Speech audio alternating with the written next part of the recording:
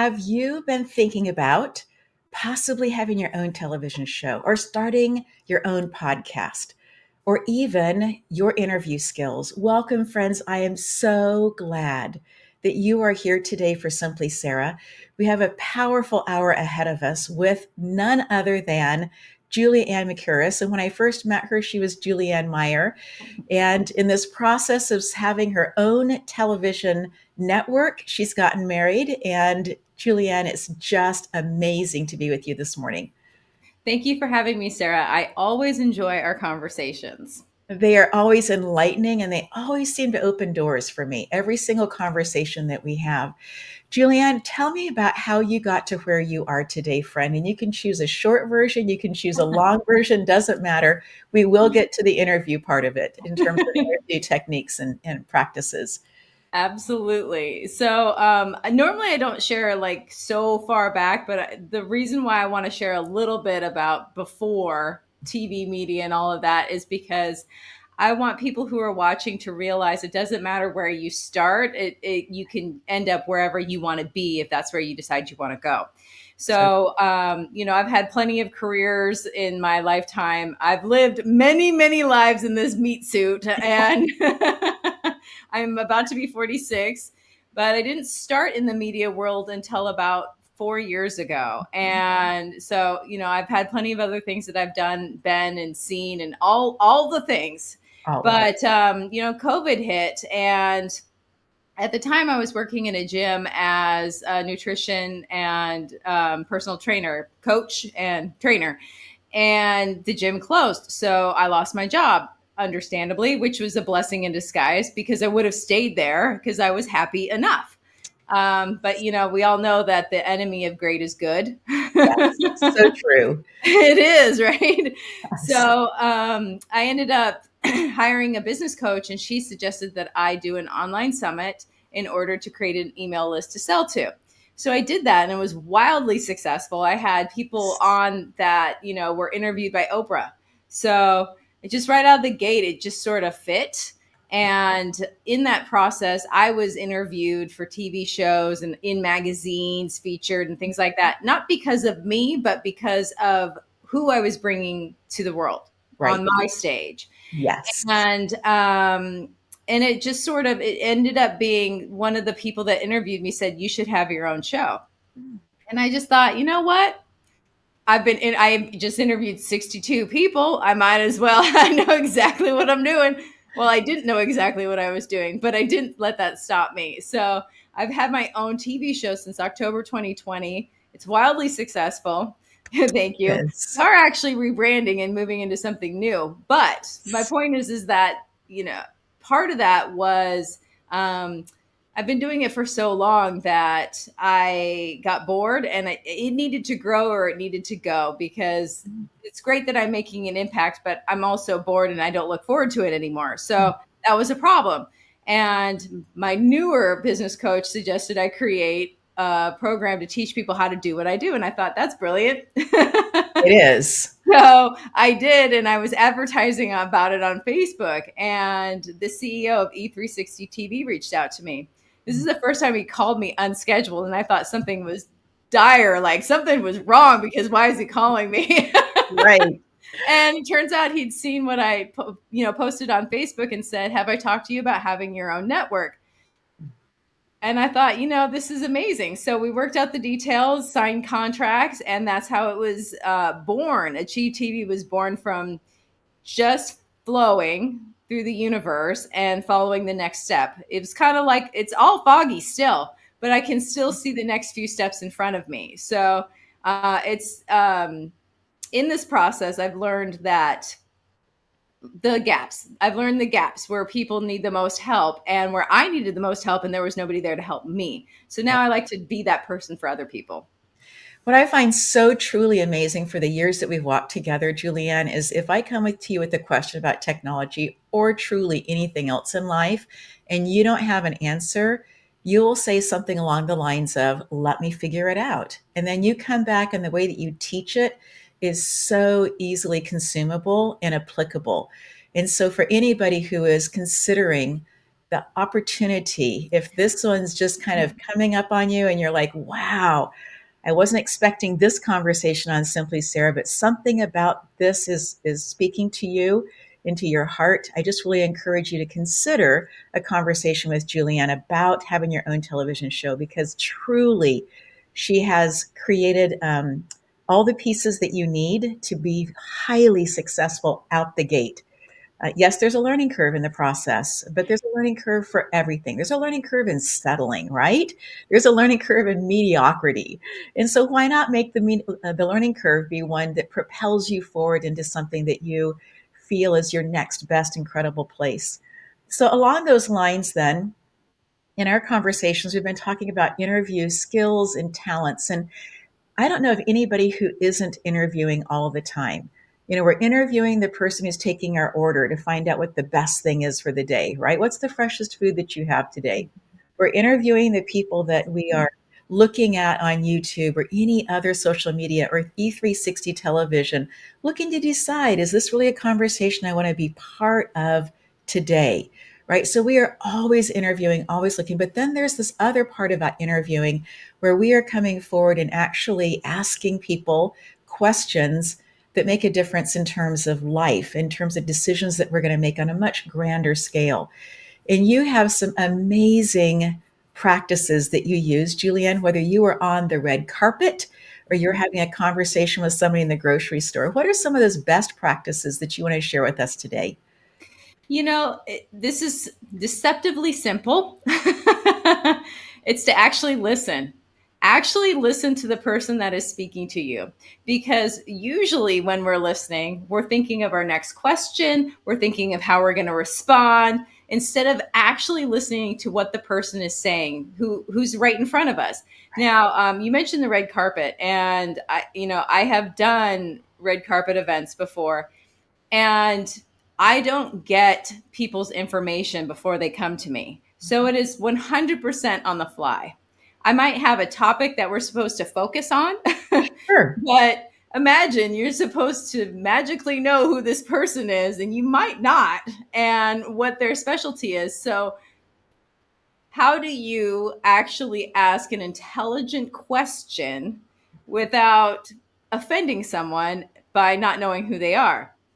And it really just comes down to asking really interesting sorts of things. Like, for example, one of the first red carpet events I was at, it was focused on somebody that had passed away. It was in honor of him. And so that opened up the door for me to ask a basic question in order to get to who they are, so I could ask something that was a lot more zeroed in onto who they are, what they specialize in, and why they're there.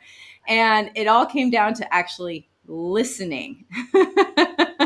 This is number one. That is by far the number one thing. But the other thing too is, if you do have time, is to do your research.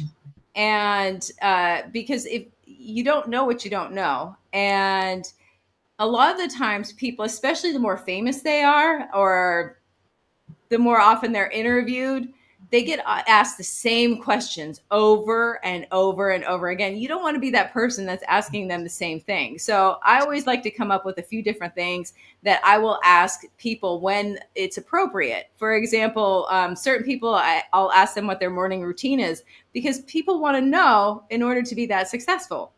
Right. So it just depends on who it is, but I always have a few different questions that I have in my toolbox that Yes. I can pull out that I know they've never been asked before. I mean, Right. morning routine, yes, but also it depends on what the audience wants to hear.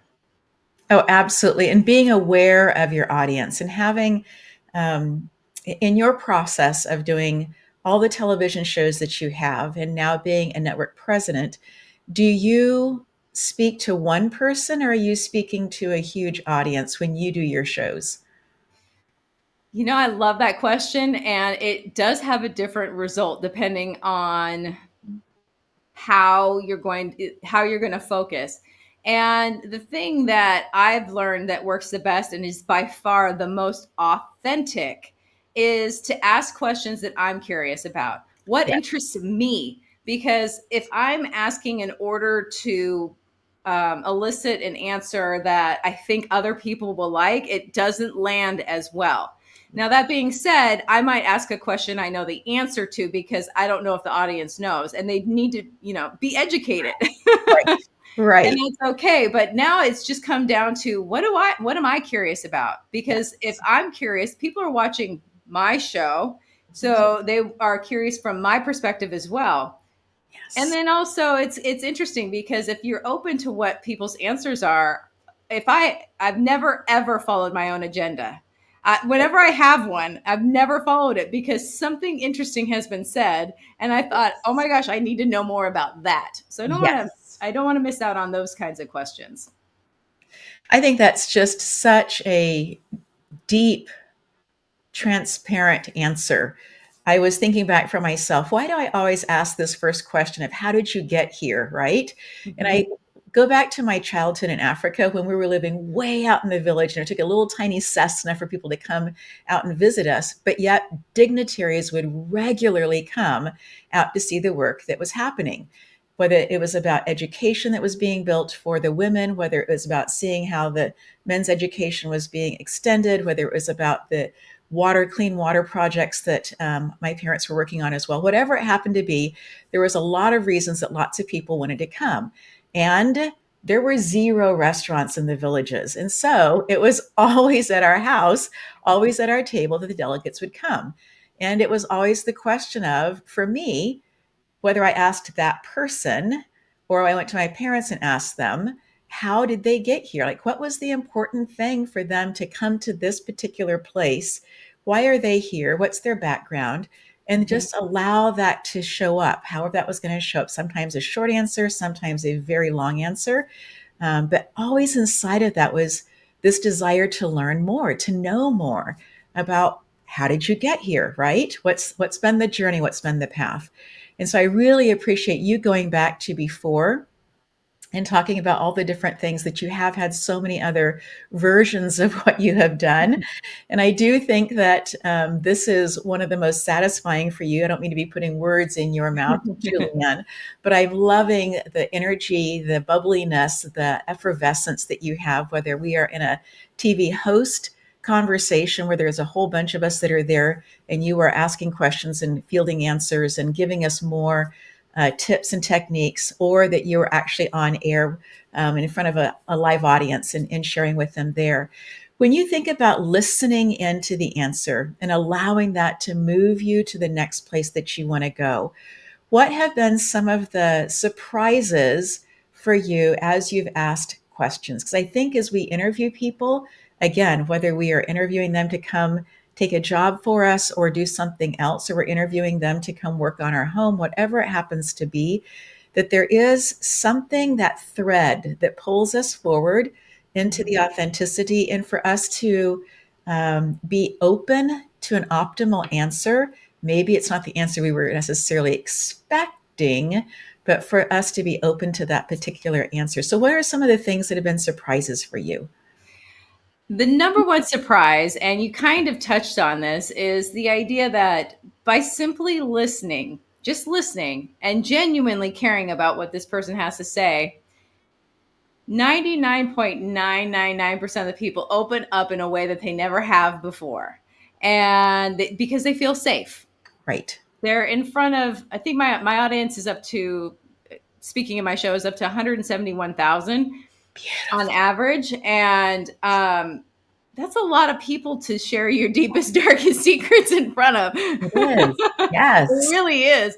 But to create this safe space where people feel seen, heard, appreciated, not judged, and for them to come out and say, wow, I can't believe that I shared that. It Yes. feels good to be able to create a space where somebody can share their journey with the world, because that is what is inspiring to the people who are Yes. watching. Yes. That is the thing. My background. I had a drinking problem, and I did a lot of things I'm not proud of in the past. Mm, And I don't like sharing about it because I'm not proud of it.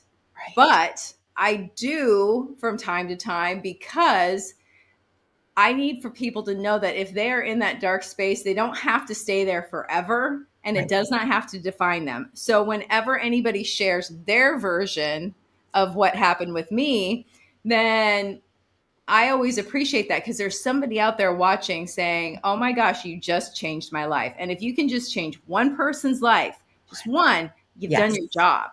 Yes. Yes. I truly believe that we go through things and learn energetic tools, learn ways to get through it, not just for us to get through it. I Yeah. truly, in my DNA, believe that sharing with others, and if, as you said, Julianne, if only one person listens in and gets it in that day, and it encourages them to try one more thing to unlock a door to be able to walk through, it has been completely worth the effort and the time, because we're not here alone. We really are part of a community. We really are interconnected, and our stories, our challenges, opportunities, and victories, all of those things are part of what makes us who we are. And the mindset of this is not just for me is Mm-hmm. such a powerful and liberating, I think, believe mindset as well. I want to share something because you just brought something up that I think is really important. And it's a really amazing tip for people who are going to be interviewing. Don't make it about you. When you get caught up in how you sound and how you look and how you're coming across, you lose the magic of the moment. If you can think Yes. bigger and realize this isn't about me, this is about the people who are watching or the person that I'm with and the conversation we're having, Right. instead of being small, it takes a lot of the pressure off, and it makes it so much easier to show up in a brighter, bigger way because you're not concentrating on how you appear. And the thing is nobody's looking for you to fail. Not a single Right. person is looking to see Right. you crash and burn. They're not there to watch with popcorn Right. and hopefully like see a car accident or something. Nobody's there for that. Right. They're, they don't notice anything that you notice. I mean, and if Yes. somebody is critiquing you like that, just Mhm. remember they're not in the arena with you. They can sit Right. there up in the stands and, be a fan or and talk about you, but you're the one playing the game. Yes. So, that I think that stops a lot of people from putting themselves out there, Mm. is this idea of everybody's watching. And they are, but not in the negative sort of way that you're thinking. So powerful, so true. And I think also to address that if you happen to have something that's sitting on your shoulder that's negative, that there's a person's voice or something that has happened where you kind of go, ooh, that doesn't feel very good. You can actually choose to have a conversation with it rather than just letting it sit there and continue to talk into your next show or your next interview or your next conversation or your next book writing session, whatever it's going to be that you're working on next, which I think brings us around to mindset. Girlfriend, you have one of the best mindsets that I know. How do you do it? What are the steps that you do on days where it's super gray outside and things just haven't lined up the way that you wanted them to, even though you have given it your best? What are the things that you do in those spaces to be able to say, you know what? We're going to keep moving forward. I love this question, and it can be different for everyone. But the number one thing that works for me, and I've noticed works for most people too, is to stop. Just stop whatever it is that you're doing. To stop. I mean, stop trying to power through with these negative thoughts, feelings, and emotions. You need to reset. And whatever resetting looks like for you, do it. For me, I might go walk my dog. I might go have like a little dance party. I might go out and I drive a scooter. I might take my scooter out for a spin. Um, just anything to stop that negative thinking momentum, because you cannot create something positive from a negative space. Mm, So if not everything's going to go according to plan ever, or something just isn't working out for whatever reason, right. literally stop. Do whatever it is to reset and change your mood, because that is going to color your thoughts, your feelings, your emotions, and then, of course, your actions. Mhm. If I am mad, I don't know the saying, don't make a decision when you're angry. Right. Yes. There's a reason for that. There is. Yes. Calm down. For me, meditation is something that comes up a lot, and I need to meditate, and it looks different for me depending on the day. Sometimes it's literally doing Zen meditation where I'm sitting there staring at a wall and breathing and counting to 10. And that works really well because it teaches me how to calm my nervous system, calm down with my eyes open. Yes. And that's really helpful for me. But it just depends on the day, because something that worked last week might not work in the next week for me, because I just feel so negative for whatever reason. But the thing too that you mentioned before, acknowledge it. Yes. Don't wish it away. Don't push it down. Look at it. So if you can look at it and be with it, it disappears. Mhm. So stopping and looking, those are the two main things that make a huge, huge difference in whether or not my day is going to be successful. Mm. And Yes. also, there's a couple other things that I have to remind myself of. Any little step forward is still forward. Even if I didn't get where I want to go, it's still forward. And showing myself grace for showing up, because sometimes I can't control, nobody can control the things that are going on around them. Right. And technically, we can control what's going on inside of us. Sometimes that doesn't feel possible. I Yeah. don't know about you, but sometimes it feels overwhelming, and I have to be with it for a Yes. minute. And to show myself grace in those moments and know that I'm not going to camp there forever Right. makes a huge difference, because I can not shame myself or make myself wrong for not being perfect.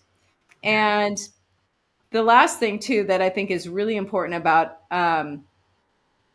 changing your mindset is, and I'm going to use a saying from AA: progress, not perfection. Right. Perfection is your enemy. It will keep you from Yes. doing anything. And that judgment of every little thing that you do keeps you from moving forward. Yeah. So embrace where you are in the process. Don't expect your painting to be finished after the first stroke. That's really powerful, Julianne. And in the world of painting, if you don't like it, you can go back and, as many of the artists have, right? And just cover Mhm. the canvas and start over again. What I think is so powerful is that you and other TV hosts, particularly on Achieve TV, your network, I have noticed, come in authentically who they are, and come in authentically in a place of saying, what I have to offer, I'm going to share with the entire world. I don't want to keep it a secret anymore. But I'm also here to grow and to learn in the process, which means I'm taking everything that I've had in my life that's come up to this point, and I'm going to figure out a way to use it for the betterment for myself and for everybody around me. That is such a powerful thing, to be in a community, Julianne, that is truly about um, dusting off, shaking off, allowing to rework. So, Mhm. not dusting and shaking off to say that never happened, but to shake it off so that it can be reworked in a way that can come forward and be helpful um, for yourself, and then also potentially for other people as well. Community is really important, to find your people and to let them be who they are. You don't all have to be exactly the same. That's what I think is actually a disservice. And that's what I really love about the hosts at Achieve TV is everybody's different. Everybody has their unique perspective. Everybody has their way of doing things. And even some of the hosts that don't do as I've coached, Mhm. I still love and appreciate them because they're staying true to who they are. Right. And they're putting their voice and their mark and their stamp on the world with their show. And I appreciate that. Yes. I think that everybody should. I'm going to teach you best practices. And if you choose to follow them or not, that's 100% up to you. But here's the thing: best practices, especially in the media world, they change all the time. All the time. You really have to be up with up with the times. I mean, I just think about like the newest slang and all these words. I'm like, I sometimes feel so old. I'm like, what? It's the same idea. I'm like, wow, I never thought I'd say when I was a kid. Right, right. It's similar. I mean, it's much faster paced in the media world where you're saying, I remember when, and it was 2 weeks ago. Exactly, exactly. And I think the other piece about it is the technology piece. I think that technology touches places um, quicker in some arenas than it does in others. And Mm-hmm. I know that for myself, I am not an early adopter of technology. I truly wait for other people to work with it and for them to feel comfortable. And Mm-hmm. somehow that gives me permission. I don't know why I'm this way. I'm aware that I'm this way. And so when somebody does a quick adoption of something, I find myself at times a little bit in the, do I go ahead and do a quick adoption as well, or do I kind of follow my old pattern? So it gives lots of opportunities for growth, lots of opportunities to be able to be more comfortable in a world that is in some ways changing really rapidly. And the technology with AI and other pieces being so present at this particular moment. And so to make those decisions authentically, making the right, best next step, just one step. That's all it is, just one step for today. And then building on that. It's very true. What is the one next step? And I don't know if you know this, Sarah, but I don't think of myself as like into technology. I don't think of myself as really knowing what I'm doing. And it's funny because I always seem to know the answer, or I can figure it out, like you said. So Always, always. always. But It's, it's it's funny how beautiful. how we have this like idea about who we are and how things should look. And Drew, my husband, he's like, honey, I hate to break it to you, but this is what you do. And so I'm like, I like, for example, I didn't understand it. I didn't want to learn it. And then I found somebody that she just popped up into my life and was able to explain it in a way that it was not intimidating to me. And now I can use AI to help me make what I've created even better. And it That's so doesn't take beautiful. away the human voice, but Right. I'm like, oh, that's a much better way to articulate what I was trying to say. Yes. So here's the funny thing for me about AI. I was having a conversation with somebody about the possibility of them being on Simply Sarah. And we had done about 20 minutes of meet and greet on Zoom. And all of a sudden, he said to me, have you tried AI yet? And I said, I really haven't. And he said, let me show you what it can do. And so he typed in, because the AI already knew what his websites are, he put in his website, or he, no, sorry, it already knew that part. So he put in my website. So he said something along the lines, please. And I love that he uses such nice, polite manners when he's talking to AI. Please show me what it would look like to have a 20-minute program with at sarahstockham.com, and then typed in let it go, right? And it came back with what the commonalities were between what he does in the brain and what I do with not only the television show, but also with Reiki and energetic tools, right? It came back so quickly. And then he says, hold on, let me do one more thing just to show you what it can do. He typed a little bit more about what could that presentation look like. And it came back with, he would have 1 minute to say this, it, fill in the blank of who you are, tell a little bit about yourself. And then Sarah will tell a little bit about herself. And then each of us. So it wasn't telling us what we had to say, but it was just saying, these are points where I look at both of the websites and how you guys could choose to work together if you wanted to. And there were like 8 different ways that we could have worked together. I just chose one of them. Mm-hmm. That got me, just being able to see and have this conversation with this one person, got me to a place of, I know, I have already admitted this. I am not an early adopter, but it got me to a place of having a conversation with my web designer about a powerful CRM that I said yes to yesterday. And part of the saying yes to that is knowing I have some technology in front of me that I need to learn. Hmm. But it feels like it's the right time, that we're in season 3, and this is the right time to be able to start using technology in a way that makes sense for me, for the show, for everybody's sanity, just easier.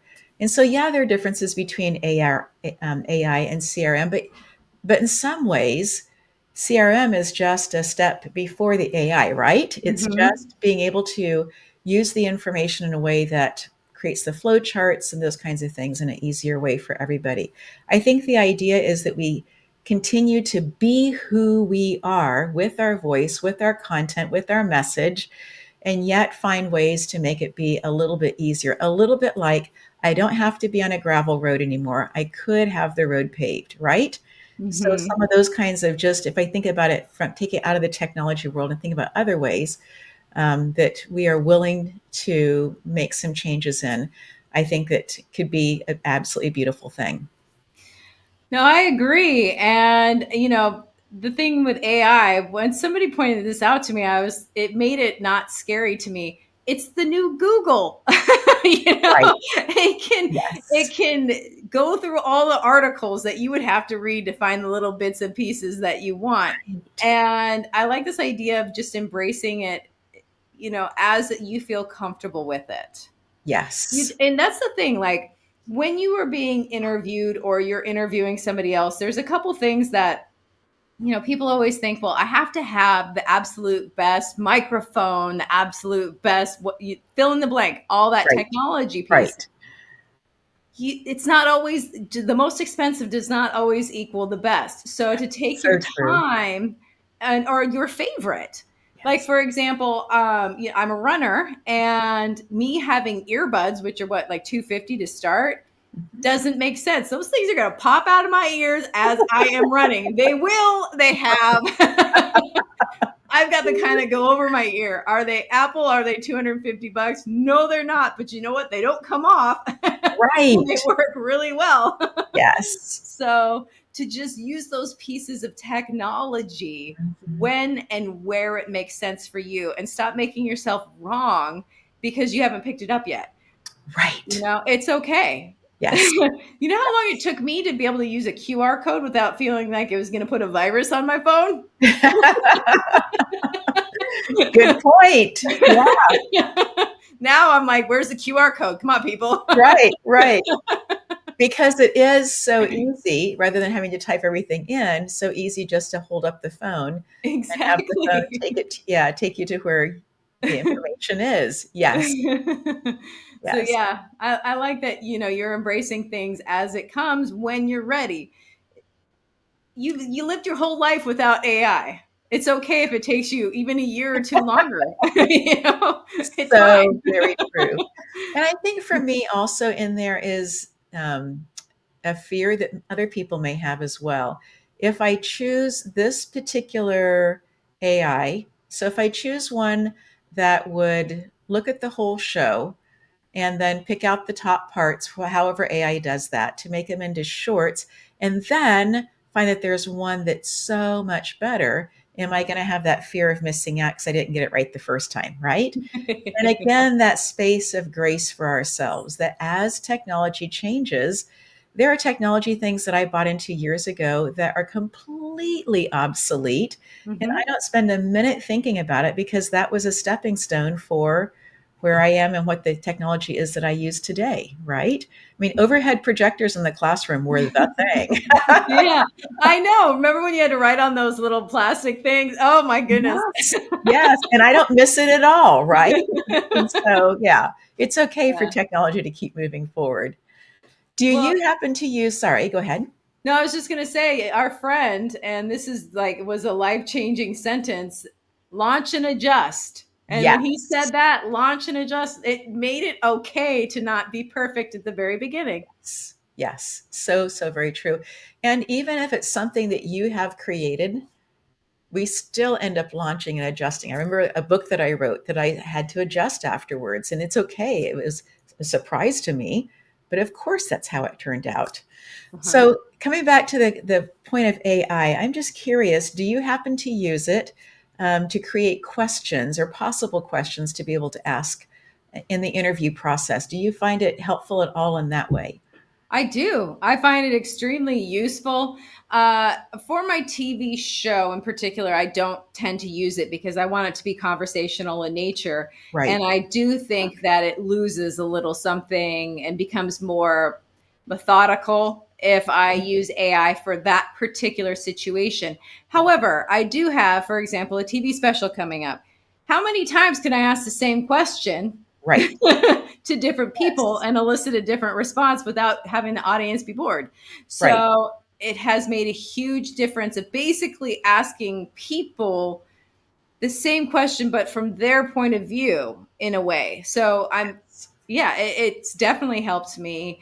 And Mm. also just to get the juices flowing, Yes. you know, like if when I'm writing a book, for example, or a chapter in a book, I will ask it for like an outline so that it gives me ideas to start with. Things, most of the stuff I've already thought of anyway. So, Yes.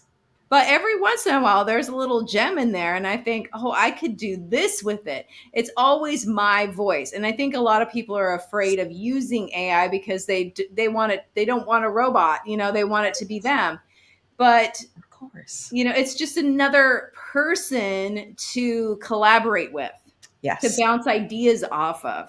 If Mhm. you're going to, for example, going back to writing a book, if you're going to be writing 99.99999% of the time, you have to research. Why not cut down the research Yeah. time? Yes. Because it will, in seconds, go through everything on the internet. I mean, it's not foolproof. That's the thing. It's not foolproof. So Right. it's not, you can't substitute your own voice for AI. And for me, that was like a huge deal because I just thought I thought I was giving up a piece of me, and it's not. It's just adding value to what I'm already offering because it's still me, but it's like using a thesaurus, for example. I Right. might come up with a different word that I hadn't thought of off the top of my head that's perfect. And that's kind of how I use AI, especially in the interviewing realm, Mhm. because when I'm doing things with the LA Tribune, I interviewed, I think it was like 42 people Yes. for a summit, for the Think and Grow Rich Institute Summit. It's a book. I mean, how many times can you ask the same question Right. to 42 people? Yes. So it does help. It definitely does. So, in that process, I'm so glad you brought this up that you got to interview. You had done another one for them, the Legacy Leadership in 2023 as well, working Mhm. with Mo Rock and the Los Angeles Tribune. When you go into these spaces of interviewing a number of people and you're on the clock, you're on the time, you have things lined up, that what are ways that you organize things for yourself when you go into a space of uh, doing a lot of interviews back to back? You know what? It comes down to how are you taking care of yourself? Because I mean, even an hour, as you know, can be, and even when it's fun, you're on. There's a Yes. huge energy difference. It really is. And to understand that and to be able to come back to yourself afterwards is really important. So for me, it's a matter of rest. It's a matter of eating well. It's a matter of watching my caffeine intake. And then also giving myself a chance to be quiet and Mhm. still afterwards. I don't do anything after I have one of those marathon days because my brain feels like it's outside of my head. It's so big. Yes. But during the process, Mhm. I will, it's not constant. You'll have like maybe 15-minute break here or an hour break here or something like that, depending on how long the day is. And you take that time, at least for me, I go outside, I reconnect with the earth, I reconnect within myself in order to push out that energy that I need to have for Mhm. the interviews. So it's really a matter of taking care of yourself, which is number one, and also showing yourself grace. But then the important thing too is keeping people on task. How do you keep people Yes. on task? You have to listen to them to know how long their answers are going to be so that you don't ask them a long question right before break. Right. Right. So, Yes. It's That just things you learn. definitely, there's deep wisdom inside of that. I'm going to give one more idea. If you can't get outside, for the listening audience, to get so that your feet are above your heart. My favorite way is to actually go, and I've done this in hotel rooms, traveling, um, where you get your feet up on the wall and allow for at least 3 to 5 minutes, allow the blood to drain back easily back to the heart, because you are then reoxygenating all of the blood in your body. And that for me also brings me back into my space. And it's something I do quietly. I don't need anyone else to help me. And sometimes when I'm doing things and I'm traveling, I just want the quietness in between, right? Mhm. And so that's been one of the ways that I have discovered that I can do the pulling back in, being quiet. But I love what you said, that you're not, um, you don't book a night out to go dancing with a whole bunch of friends in a big rowdy group after you spent a day, you know, working on interviewing people and being with people, because they're even. Um, I know that some people are like, it's online. Even online, there's an energy exchange. Energy doesn't know the confines that we think of space and time. And that's Mhm. part of the beauty of energetic tools, is they can be used anytime, any place. And so, yes, even and being online is it impacts the energy of the person who's doing the interviews as well. Yeah. You So know, I'm sorry. I just want to say something too about the online thing. In fact, it's a little bit harder because you're not in the same space. So you really kind of have to make that conscious connection. And you yes, still feel it like you're saying, but for me yes. it's more like I need to be open. So that takes a little bit extra work too. Yes, so true. So, Julianne, we know that you're doing some rebranding. We're seeing things on social right now about Chief Television, Chief TV. So, so, so cool. You hinted that you have a special coming up. I'm super excited about that. What else do you have in the works that you're ready to share? I started a couple of different coaching programs, so it's pretty exciting because as we mentioned before about interviewing and media, it's intimidating because we don't understand it. It's intimidating because we think it's something other than what it is, and then we'll start out and we'll do something like a podcast or a TV show and not understand why it didn't lead to anything. So I teach people how to leverage what they're already doing, how to create new opportunities from Yes, what they've already done. And also, just the basics like how to be interviewed, how to interview people, yes, how to make money, all these different things. The one thing I can guarantee, no matter what, is it's ROR, rate of reputation. yes, It's so much easier to grow who you are than to be attached to a particular outcome. And when you focus on your part of it and how you're showing up and how you're helping other people, the money tends to come. Most people are so focused on the other part. So yeah, I'm teaching people how to do all of that, and it's pretty exciting. It's a bunch of different little groups that people can join in, either for 3 months, 6 months, or a year. absolutely. You're the perfect person to be doing this, because you are taking everything that you have learned, not just in the last 4 years with this particular media, but from your whole life, pulling all of those pieces in to be able to say, this is the best way to move forward with the best things. So, Mhm. where would we find the information if we were interested in finding out more about that, Julianne? My new website, seizingyourgreatness.com. I love that. Say it one more time for us. seizingyourgreatness.com. That's absolutely perfect. Julianne, I think that there are some other conversations that I'd like for us to begin to move into. Um, and one of those being, how do you choose um, to structure your day in such a way that you are getting so much done, and yet you are still finding time to work out and take Murphy, the dog, for walks and have time in the evening with Drew? You are doing so much. It's like you grabbed an extra 8 hours out there and stuffed them into your day. And yet, this is one of the things I know about Think and Grow Rich, is that everybody it's an even playing field. Everybody has 24 hours. So Mhm. how are you expanding that time in such a way that you're able to do what appears to be so much more? I appreciate you saying that. It's interesting because I used to fill my days with a lot of busy work, which is all important, but ultimately I've decided that I have certain priorities, and they are not things that, I mean, they're just non-negotiable. Time in the evening with Drew, that's non-negotiable. Going to the gym, non-negotiable. Meditation, eating well, all of these little things that help me do the other things. Those are all non-negotiable. And then I structure my day because, you know, I was a firm believer many years ago that having a schedule meant no freedom, but it actually gives me so much more freedom. And there are certain things I have to get done in a certain amount of time, but there are certain things that I do too. Like, for example, with my phone, it's always on silent, always.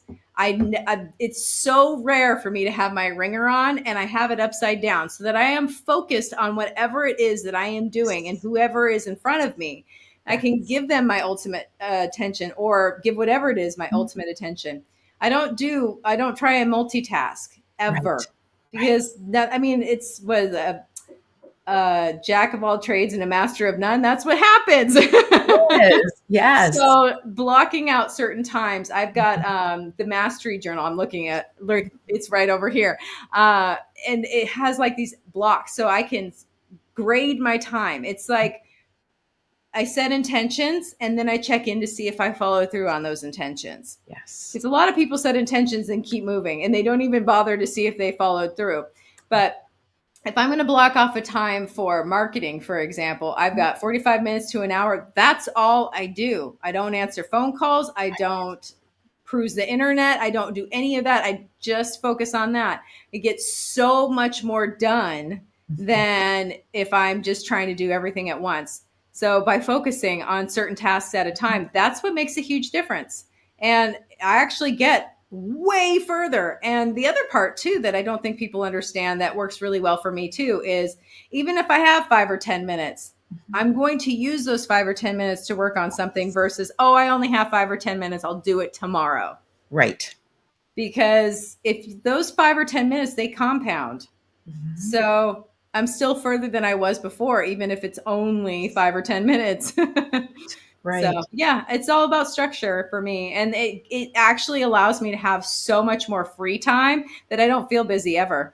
Right. For me, it allows the productive time just to be so rich and nurturing. Mm-hmm.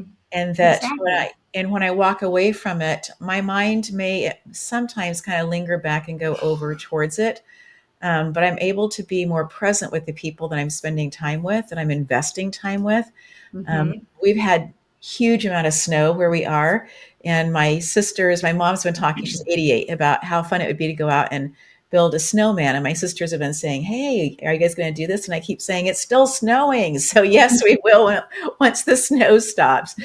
But I'm looking forward to that and being able to be there with my all, not having a thought that I need to be doing something else. Mm-hmm. I want to be fully present during that time of making this fun snowman. We already have the carrot, we have the black coal eyes, we have a scarf, and we've got everything, right? We're just waiting for the time to go put the snow together. And I was going to do it in the backyard. Mom was like, "Well, no one's going to be able to see it back there." And I said, "Okay, we've been collecting as we're cleaning off the porch. I'm, dumping snow into an area which I thought would be easy to be able to do, but we'll go do it in the front. That's easy to do as well."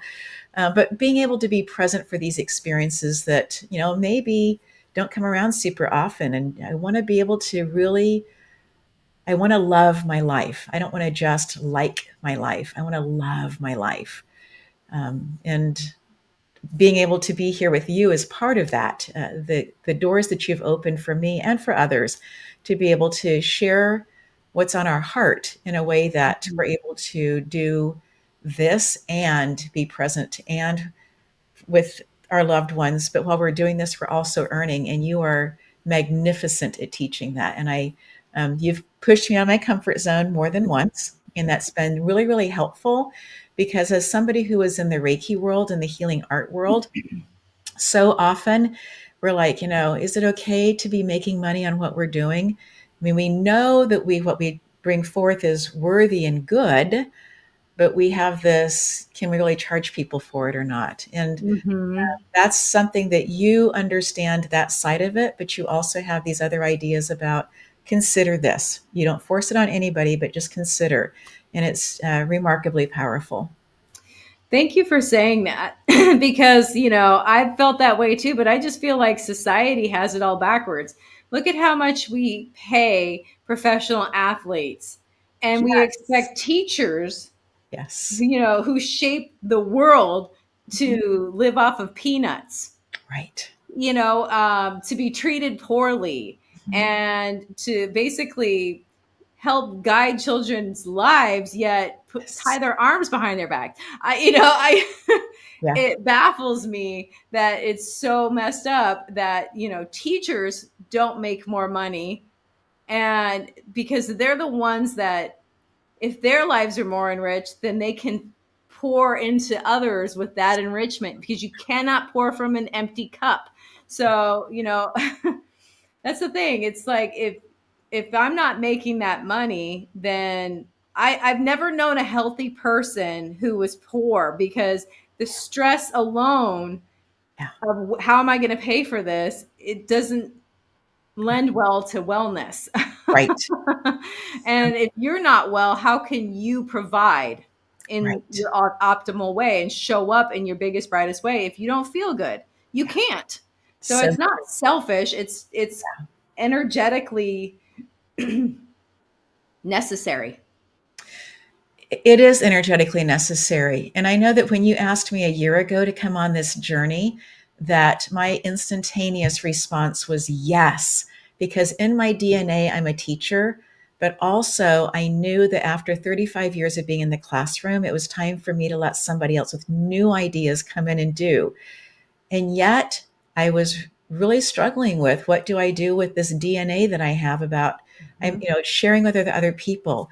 And so you have provided this incredible space to be able to take what some people would consider early retirement. I retired at 58, and then be able to have this added income in addition to the most important part, which is impacting people's lives. And so I put the financial part first because some people need to hear that. Mhm. But for me, the most important part is the getting to teach still, the getting to share, the getting to listen to other people's stories and see how they have become successful in their way and their journey, and how remarkably diverse all of our journeys are, and yet similar in so many different ways. No, absolutely. And I like what that you shared a little bit about being a teacher, because that's still what you do. The through line is the same. You haven't changed. It's just the way you teach is a little bit different. It's Yes, evolved as you have evolved. yes, And I love that, because there's certain things, that parts of you that you couldn't share in the classroom, and you can right. share those parts here. Yes, yes, So, absolutely. yeah. So, Julianne, as we're beginning to wrap up this conversation that's covered so many things, is there something that you want to reiterate before we say goodbye to our friends and family that are listening in? Yes. The thing that I think is really important, especially when it comes to media, television, social media, all the different ways that you can put yourself out there, whether you're interviewing or just sharing parts of yourself. A lot of people say, "Who am I to?" And my response is, "Who are you not to?" Right. You're doing a disservice if you do not show up. You're doing a disservice to the person who needs to hear you. Yes. So it's not about you. And sometimes that's the thing that we need to hear in order to show up. It's not a vanity project if you're helping other people. And, you said the most important thing is impact. Money is important. Yes. I'm not going Yes. to lie. It is 100% important. And I'm all about the money. But there's a million ways you can make money. So true. So why not make impact while you're doing it? And that's why I love doing what I do and teaching people how to be okay in their own skin, how to teach people how to show up in this big grand version that they don't necessarily see themselves as yet, Right. because other people do. And Yes. just showing up as you make a difference. So suit up, show up, everyone. That's whether you feel like it or not. You don't know who you're going to be helping that day. Julianne, thank you so much for the gift of this time together. It truly has been inspiring for me, and I know for our audience. Thank you, Sarah. I love speaking with you and I love to share. So I appreciate you very much. Absolutely. And as we finish up today, I just want to say thank you to you, the audience, whether you are listening live or you've chosen to come in on demand when it fits best into your schedule, whether you are doing this as a viewer or you're listening in as a podcast. We're just so grateful that you are here, and know that you are important. You are important. Your message, what you stand for, who you are important. And we will see you next time.